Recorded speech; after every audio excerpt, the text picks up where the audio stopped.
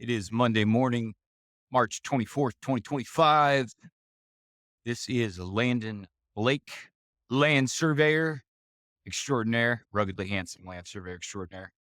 This is a truck brain dump I'm doing this morning on my way into work.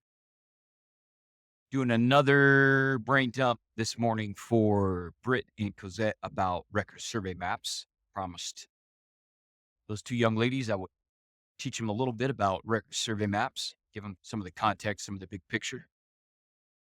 In this brain dump, we are going to talk about the technical requirements for a record survey map under California state law, specifically the Professional Land Surveyors Act or the Business and Professions Code, the part of that applies to land surveyors. We call the California Land Surveyors Act. We're going to talk about two sections in our brain dump. We're going to talk about section 8763 and section 8764. Those are the two sections of the Business and Professions Code that set out the technical requirements for record survey maps. I'm going to mention briefly here section 8762. The preceding section outlines the triggers that tells a land surveyor when they're required to file a record survey map. But it's the following two sections that we're going to talk about this morning, section 8763 and 8764, that tell you what has to be on a record survey. Okay, so I'm going to start section 8763. It is the shorter and simpler of the two sections that we're going to talk about today. And it basically tells you the requirements for the sheets for the record survey. So pretty simple stuff. So it tells you 18 by 26. So 18 inches tall by 26 inches wide. It tells you that it's got to be black and white. So you have to use black ink. So no color, no grayscale. It has to be legible. Got to be able to read it. It has to be submitted. Final copies have to be on polyester, or what they call mylar sheets. So you can't submit it on bond. And it has to have a 1-inch margin. I can't remember. I think this is the section that says you got to have a border around your 1-inch margin. That's everything. It's in section 8763. Sheet size, legible, black ink, mylar sheets, 1-inch margin. Section 8764 is the other section that talks about what has to be on a record survey. And it is not very much. So if you've been through the record survey map review process in California, you would think that this list has 73 different items on it. It does not. It only has about a dozen, maybe less than a dozen. It's a pretty short list. This is why I get irritated with county surveyors and map checkers, because they're not allowed to tell you they don't like your scale bar, or they don't like the way you do your crow's feet, or that you need to add an overall distance to a particular part of your map. They can ask for that, but they can't tell you that. They can't make you do it. So this list I'm going to give you, this is it. This is the list. This is the list of stuff that they get to check on your record of survey. If it's not on this list, they don't get to give you a hard time about it. Period, full stop. The county surveyor can put a note on your map if he doesn't like your scale bar. Like, that's what the law says. That's his recourse or her recourse. If they're not happy with your map, they can put a note on it. And they only get to there's only supposed to check for these dozen things that I'm about to tell you. Now, we'll do a separate brain dump about record survey map review. So I don't want to get into the weeds on that. But the reason this list I'm going to give you is important, this list in section 8764, is because this is the list of things that they get to check for. This is it. There is no other list in the California Land Surveyors Act. This is the whole list. All right, so what do we got on here? You got to show monuments. Found, set, replaced, removed.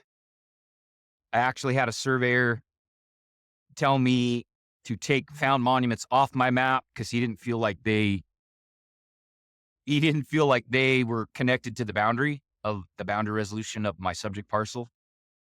And we ended up taking that to the staff and our licensing board because this guy was obnoxious and extremely difficult.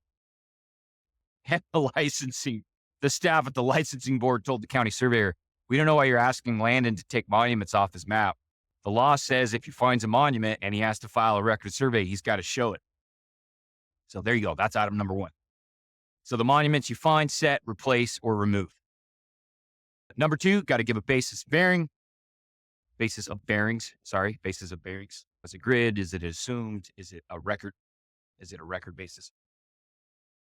You have to show the bearing and length of the lines on your survey.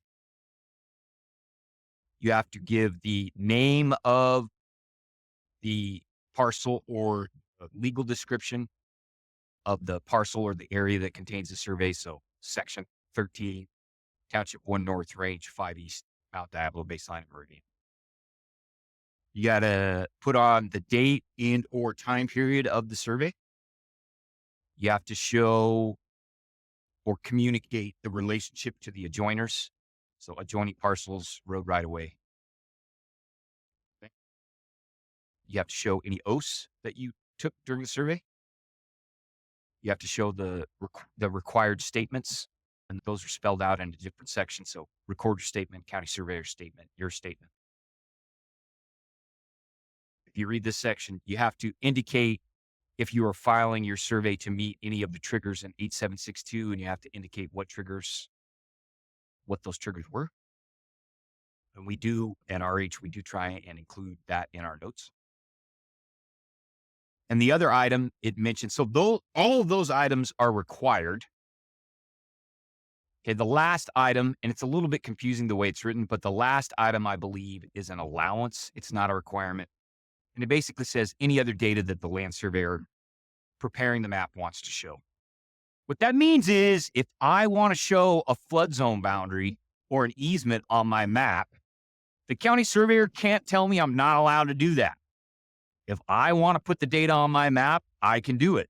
That's what the law says. So there's an allowance there. So it says, here's the 11 or 12 things you have to show if it applies. And then, by the way, the land surveyor preparing the map can put whatever else he wants on the map. So what it doesn't say is that the county surveyor can tell you to change your set monument symbol, or that he doesn't like your font, or that he thinks your north arrow is girly, or that he wants you to take off the tie to that quarter corner that you showed because he doesn't think it's appropriate. He doesn't get to do any of that stuff. So he can't tell you to take data off your map, or she could be a woman county surveyor, and she can't tell you to put stuff on your map that isn't in this list. And it's a pretty short list, isn't it? So just to review, monuments, basis of bearings, bearing and length of lines, name, legal description, date and time period of the survey, relationship to adjoiners, oaths, if you took them, the required statements under the law, and any triggers you hit under 8762. That's it. That's the whole list, guys. What this means is your record survey map check should be pretty short. That process should be relatively painless instead of the process that we have in California, which is excruciatingly painful. So there you go. There's some power in understanding the law. And hopefully this helps Britt and Cosette and the rest of my folks understand a little bit more about what the law says has to be on our record survey. Now, we have a responsibility to make sure that when a record survey map goes in, that we have all of these items, right? All the required items, 1-inch border, north arrow, scale bar, the required statements. That's our job. We don't want to be sloppy. We want to make sure that everything that's in this list here in section 8764 is on our map. Thanks for listening.